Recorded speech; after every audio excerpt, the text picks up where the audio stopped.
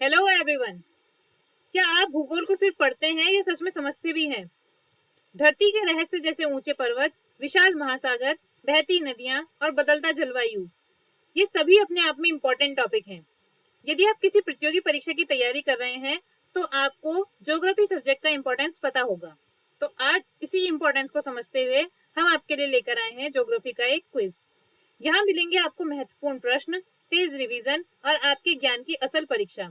तो तैयार हो जाइए, अपना पेपर पेन उठाइए, अपना दिमाग लगाइए और अपने आप को चुनौती दीजिए कि हमें ये सारे के सारे क्विज के क्वेश्चन कंप्लीट करने हैं और ज्यादा से ज्यादा क्वेश्चन सही करने की जो है कोशिश करनी है। ठीक है, और जितने गलत क्वेश्चन होते हैं उतने क्वेश्चन का आपको दोबारा से जाकर रिवीजन करना है और रिवीजन करके फिर से आपको ये क्विज लगाना है। ठीक है, तो चलिए क्विज की शुरुआत करते हैं प्रश्न नंबर फर्स्ट के साथ। प्रश्न 1, कौन सा ग्रह सल्फ्यूरिक अम्ल की सफेद और पीली मोटी परतों से बना हुआ है? ऑप्शन है आपके पास मंगल, शुक्र, नेपच्यून या यूरेनस। तो इसका सही आंसर है आपका ऑप्शन नंबर बी यानी कि शुक्र। क्यों है शुक्र? क्योंकि शुक्र का जो वायुमंडल है वो सल्फ्यूरिक एसिड के घने बादलों से घिरा हुआ है। ठीक है, यही कारण है कि शुक्र जो है बहुत ज्यादा गर्म रहता है और यहाँ पर ग्रीन हाउस का प्रभाव बहुत ज्यादा देखने के लिए मिलता है। चलिए बढ़ते हैं प्रश्न नंबर 2 की ओर। प्रश्न नंबर 2, पृथ्वी के चुंबकीय क्षेत्र के लिए कौन उत्तरदायी है? आंतरिक कोर, बाह्य कोर, क्रस्ट या मेंटल। तो इसका सही आंसर है आपका ऑप्शन नंबर बी, बाह्य कोर। अब आप कहेंगे कि बाह्य कोर क्यों? क्योंकि जो बाह्य कोर है उसमें पिघलता हुआ लोहा और निकेल जो है उसका स्रोत वो है, मतलब पिघलता हुआ लोहा और निकेल जो है यहाँ पर देखने के लिए मिलता है, जिसकी वजह से यहाँ पर विद्युत धारा उत्पन्न होती है जो चुंबकीय क्षेत्र बनाती है। इसीलिए बाह्य कोर जो है चुंबकीय क्षेत्र के लिए उत्तरदायी है। प्रश्न 3, कथन दिया हुआ है सौरमंडल के आंतरिक ग्रह चट्टानी होते हैं जबकि बाहरी ग्रह विशाल और गैसीय होते हैं। निम्न में से कौन सा गैसीय ग्रह है? ऑप्शन है आपके पास मंगल, शुक्र, बृहस्पति और बुध। तो इसका सही आंसर है आपका ऑप्शन नंबर सी यानी कि बृहस्पति। चलिए बढ़ते हैं अगले प्रश्न की ओर। प्रश्न 4, मंद ज्वार भाटा कब आता है? ऑप्शन है आपके पास जब सूर्य और चंद्रमा सीधी रेखा में हो, दूसरा ऑप्शन है चंद्रमा का खिंचाव कम हो, तीसरा है पृथ्वी और चंद्रमा सीधी रेखा में हो और चौथा है जब सूर्य और चंद्रमा पृथ्वी के समकक्ष हो यानी कि बिल्कुल सीधी लाइन पर हो। ठीक है, तो इसका सही आंसर क्या है? ऑप्शन नंबर डी, जब सूर्य और चंद्रमा पृथ्वी से समकोण पर होते हैं। चलिए बढ़ते हैं अगले प्रश्न की ओर। प्रश्न 5, रात्रि में आकाश में चमकने वाले पिंडों को किस नाम से जाना जाता है? ऑप्शन है आपके पास खगोलीय पिंड, क्षुद्र ग्रह, तारामंडल या उल्का पिंड। तो इसका सही आंसर है आपका ऑप्शन नंबर ए, खगोलीय पिंड। चलिए बढ़ते हैं अगले प्रश्न की ओर। प्रश्न 6, ल्यूसीफर किस ग्रह का अन्य नाम है? ऑप्शन है आपके पास बृहस्पति, मंगल, शुक्र या शनि। तो इसका सही आंसर है आपका ऑप्शन नंबर सी यानी कि शुक्र, क्योंकि इसे सुबह का तारा भी कहते हैं। ये सुबह को चमकता है इसीलिए इसको मॉर्निंग स्टार या ल्यूसीफर के नाम से भी जानते हैं। प्रश्न 7, सौरमंडल के ग्रहों में सौरमंडल के ग्रहों के क्रम में मंगल और शनि के बीच कौन सा ग्रह आता है? तो अगर आपको पता है तो हमारे सौरमंडल में कितने ग्रह हैं? 8 ग्रह हैं। ठीक है, तो वो पूछ रहा है कि सौरमंडल में मंगल और शनि के बीच में आने वाला ग्रह कौन सा है? तो वो कौन सा है? वो है आपका बृहस्पति यानी कि बी। बृहस्पति ग्रह जो है मंगल और शनि के बीच में आता है। इनमें से जो ये आपको ऑप्शन दिए हुए हैं इनमें से मंगल और शनि के बीच में बृहस्पति ग्रह आता है। ठीक है, अब 8 जो ग्रह हैं वो आप ऑप्शन कमेंट में लिख के बताएंगे कि 8 ग्रह कौन कौन से हैं हमारे सौरमंडल में। चलिए बढ़ते हैं आगे। पृथ्वी की संरचना को 4 प्रमुख परतों में विभाजित किया गया है। सबसे बाहरी परत कौन सी है? मेंटल, क्रस्ट, कोर या कार्डेरा। तो इसका सही आंसर है आपका ऑप्शन नंबर बी यानी कि क्रस्ट। आप पिक्चर में भी देख सकते हैं, सबसे बाहरी परत है क्रस्ट, फिर है मेंटल, फिर है आउटर कोर, फिर है इनर कोर। ठीक है, चलिए बढ़ते हैं अगले प्रश्न की ओर। प्रश्न 9, निम्न में से किसे भूकंप के अध्ययन के रूप में जाना जाता है? सेस्मोलॉजी, लिमोलॉजी, सोमोलॉजी या हिस्टोलॉजी। तो इसका सही आंसर है आपका ऑप्शन नंबर ए यानी कि भूकंप के जो अध्ययन है उसको क्या बोलते हैं? सेस्मोलॉजी बोलते हैं। चलिए बढ़ते हैं अगले प्रश्न की ओर। प्रश्न 10, कौन सा ग्रह सूर्य के चारों ओर चक्कर पूरा करने में सबसे अधिक समय लगाता है? तो ऑप्शन है आपके पास बुध, पृथ्वी, नेपच्यून, बृहस्पति। तो इसका सही आंसर क्या है आपका? ऑप्शन नंबर सी, यानी कि नेपच्यून। नेपच्यून जो ग्रह है वो सूर्य के चारों ओर चक्कर लगाने में सबसे अधिक समय लेता है। चलिए बढ़ते हैं आगे। प्रश्न 11, खगोलीय पिंडों के बीच की दूरी को मापने के लिए किस इकाई का प्रयोग किया जाता है? किलोमीटर, नॉटिकल मील, प्रकाश वर्ष या मीटर। तो इसका सही आंसर है आपका ऑप्शन नंबर सी, यानी कि प्रकाश वर्ष। अब आप कमेंट बॉक्स में बताएंगे कि एक प्रकाश वर्ष में कितने मीटर होते हैं, कितने किलोमीटर होते हैं। ठीक है, चलिए अगले प्रश्न की ओर बढ़ते हैं। बेली बीड्स किस दौरान देखा जा सकता है? तो ऑप्शन है आपके पास बृहस्पति का ग्रहण, आंशिक सूर्य ग्रहण, चंद्र ग्रहण या पूर्ण सूर्य ग्रहण। तो इसका सही आंसर है पूर्ण सूर्य ग्रहण। पूरे सूर्य ग्रहण को जो है बेली बीड्स देखा जा सकता है। चलिए बढ़ते हैं अगले प्रश्न की ओर। प्रश्न 13, चंद्रमा पर किसी वस्तु का भार पृथ्वी पर उसके भार के कितने के बराबर होता है? तो ऑप्शन है आपके पास 1/10वां, 1/6वां, 1/8वां या 1/4। तो इसका सही आंसर है आपका ऑप्शन नंबर बी, 1/6वां भाग। चलिए, और ये किस वजह से होता है? ये होता है आपका ग्रेविटेशनल फोर्स, यानी कि गुरुत्वाकर्षण के कारण। ठीक है, ग्रेविटेशनल फोर्स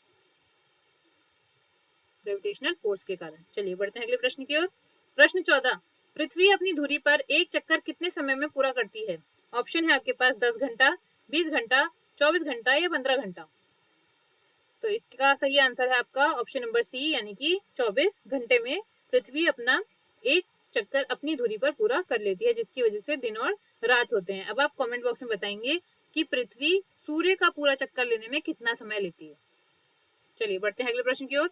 प्रश्न 15, सौर मंडल का सबसे छोटा ग्रह कौन सा है? ऑप्शन है आपके पास मंगल, शुक्र, बुध या पृथ्वी। तो इसका सही आंसर है आपका ऑप्शन नंबर सी, यानी कि बुध। चलिए बढ़ते हैं अगले प्रश्न की ओर। शुक्र को पृथ्वी का जुड़वा ग्रह यानी ट्विन प्लैनेट क्यों कहा जाता है? ऑप्शन है आपके पास समान आकार और घनत्व, समान नीला रंग, समान वातावरण, उपयुक्त सभी। तो अगर हम ऑप्शन एलिमिनेशन की बात करें तो शुक्र का रंग नीला नहीं है, हमने पहले क्वेश्चन में ही देखा था, तो शुक्र का रंग तो नीला नहीं है, ये तो गलत हो जाता है। समान वातावरण, क्या पृथ्वी का और शुक्र का वातावरण सेम है? नहीं, हमारे यहाँ सल्फ्यूरिक एसिड के जो है बादल देखने के लिए नहीं मिलते हैं। उपयुक्त सभी तो वैसे ही गलत हो जाता है, जब दो गलत हो गए, तो इसका सही आंसर क्या हो जाता है आपका ऑप्शन नंबर ए, यानी समान आकार और घनत्व की वजह से शुक्र को पृथ्वी का ट्विन प्लैनेट या जुड़वा ग्रह कहा जाता है। प्रश्न 17, चंद्रमा के प्रकाश को पृथ्वी तक पहुंचाने में कितना समय लगता है? ऑप्शन है आपके पास 8 मिनट, 1.3 सेकेंड, 3 सेकेंड या 10 सेकेंड। तो इसका सही आंसर है आपका ऑप्शन नंबर बी, 1.3 सेकेंड। ध्यान दीजिए, चंद्रमा के प्रकाश की बात की गई है, तो चंद्रमा के प्रकाश को पृथ्वी तक पहुंचने में 1.3 सेकेंड का समय लगता है। प्रश्न 18, नेब्यूला क्या है? तो ऑप्शन है आपके पास एक तारा, एक ग्रह, गैस और धूल का बादल, एक ब्लैक होल। तो इसका सही आंसर है आपका गैस और धूल का बादल। तो नेब्यूला क्या है? गैस और धूल का बादल, जहां तारे जन्म लेते हैं। ठीक है, यहीं पर ही तारे जो हैं बनते हैं। ठीक है, चलिए बढ़ते हैं आगे। प्रश्न 19, यूरोपा किस ग्रह का प्राकृतिक उपग्रह है? ऑप्शन है आपके पास मंगल, शनि, बृहस्पति या यूरेनस। तो इसका सही आंसर है आपका ऑप्शन नंबर सी, यानी कि बृहस्पति। यूरोपा जो है बृहस्पति का प्राकृतिक उपग्रह है, यह बर्फ से पूरी तरीके से ढका हुआ है। ठीक है, चलिए बढ़ते हैं अगले प्रश्न की ओर। प्रश्न 20, पृथ्वी के वायुमंडल के बाहर एक प्राकृतिक पिंड जैसे सूर्य, चंद्रमा या तारे को क्या कहा जाता है? यानी कि पृथ्वी के वायुमंडल से जो बाहर की बॉडी है, जैसे कि सूर्य हो गया, चंद्रमा हो गया, तारे हो गए, इनको क्या कहा जाता है? तो खगोलीय पिंड, नक्षत्र, शुद्र ग्रह या उल्का। तो क्या कहा जाता है इनको? ऑप्शन नंबर ए, खगोलीय पिंड कहा जाता है। चलिए बढ़ते हैं अगले प्रश्न की ओर। चंद्रमा के चारों ओर एक चक्कर पूरा करने में पृथ्वी के, यहाँ पर क्वेश्चन गलत है, यहाँ पर इसको सही कर लीजिएगा। पृथ्वी के चारों ओर चंद्रमा को एक चक्कर पूरा करने में कितना समय लगता है? ऑप्शन है आपके पास 24 दिन, 27 दिन, 30 दिन या 365 दिन। तो इसका सही आंसर क्या है? ऑप्शन नंबर बी, यानी कि 27 दिन जो है लगते हैं चंद्रमा को पृथ्वी का पूरा चक्कर लेने में। चलिए बढ़ते हैं अगले प्रश्न की ओर। एस्थेनोस्फीयर पृथ्वी के किस भाग का हिस्सा है? ऑप्शन है आपके पास क्रस्ट, ऊपरी मेंटल, बाह्य कोर या आंतरिक कोर। तो इसका सही आंसर है आपका ऑप्शन नंबर बी, ऊपरी मेंटल। चलिए बढ़ते हैं अगले क्वेश्चन की तरफ। प्रश्न 23, सूर्य की सतह का औसत तापमान लगभग कितना होता है? ऑप्शन है आपके पास 6000 degree centigrade, 1000 degree centigrade, 15000 degree centigrade या 4000 डिग्री सेंटीग्रेड। तो इसका सही आंसर क्या है आपका ऑप्शन नंबर ए, यानी कि 6000 सेंटीग्रेड। सूर्य की जो बाहरी सतह होती है उसका टेम्परेचर कितना होता है? 6000 डिग्री सेंटीग्रेड। चलिए बढ़ते हैं अगले प्रश्न की ओर। प्रश्न 24, आकाशगंगा यानी कि मिल्की वे किस आकार की है? ऑप्शन है आपके पास गोलाकार, सर्पिल, अनियमित या अंडाकार। तो इसका सही आंसर है आपका सर्पिल, यानी कि इस तरीके से स्प्रिंग के टाइप की है, स्प्रिंग के टाइप की इस तरीके से घूमी हुई। ठीक है, चलिए बढ़ते हैं अगले प्रश्न की ओर। टाइटन किस ग्रह का सबसे बड़ा चंद्रमा है? ऑप्शन है आपके पास बृहस्पति, शनि, मंगल या शुक्र।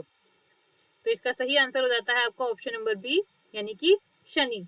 शनि के वैसे कई सारे चंद्रमा है, लेकिन उनमें से टाइटन जो है वो सबसे ज्यादा पॉपुलर है। तो टाइटन किस ग्रह का सबसे बड़ा चंद्रमा है? शनि का। अब आप कमेंट बॉक्स में एक क्वेश्चन बताएंगे कि सभी ग्रहों में सबसे ज्यादा चंद्रमा किसके पास है? सबसे ज्यादा चंद्रमा किसके पास है? ठीक है, तो कमेंट बॉक्स में इस क्वेश्चन का आंसर आपको लिखना है और देखना है कि आपकी तैयारी कितनी मजबूत है। फिलहाल इस वाले क्विज का जो पार्ट 1 है इसको हम इधर ही रोकते हैं। पार्ट 2 में और भी ज्यादा दमदार क्वेश्चन है, तो ऐसे ही फॉलो करते रहिए, हमको लाइक करते रहिए और सब्सक्राइब करना ना भूलें। और जो आंसर्स, जो क्विज के आंसर हैं आपको कमेंट बॉक्स में जरूर लिखने हैं, ताकि आपकी प्रैक्टिस बनी रहे, क्योंकि जितना आप ज्यादा लिखेंगे उतना ज्यादा ही आपकी प्रैक्टिस बनी रहेगी। तो चलिए इस पार्ट को इधर ही रोकते हैं। सेकेंड पार्ट देखना मत भूलिएगा, क्योंकि उसमें और भी ज्यादा इंपॉर्टेंट क्वेश्चन सौरमंडल के हैं। ठीक है, तो थैंक यू वेरी मच और पार्ट सेकेंड जरूर देखना।